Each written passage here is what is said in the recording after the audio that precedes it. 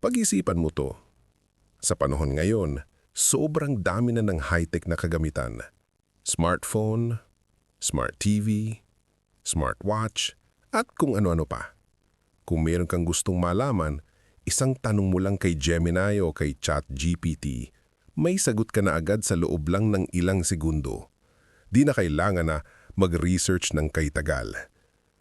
Kung may assignment sa school na essay o book report, sobrang dali na lang gawin gamit ang mga AI tools at apps. Kung kailangan mong gumawa ng graphic arts, di mo na kailangan maging graphic designer. Gumamit ka lang ng AI tools, ayos na.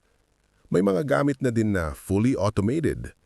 Ang mga bagay na dati ay ginagawa natin ng mano-mano, ngayon ay isang prompt o command na lang ang kailangan, okay na.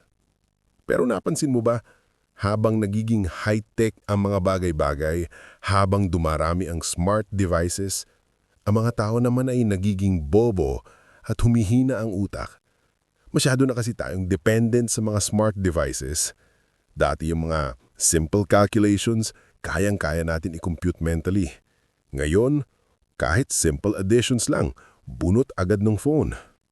Nawawala na ng silbi yung utak natin. Smart device meets dumb human. Isang araw magiging masyadong matalino na itong mga smart device, hindi na natin sila magagamit. Tayo na ang magiging gamit para sa kanila. Ano sa tingin mo? Pag-isipan mo to.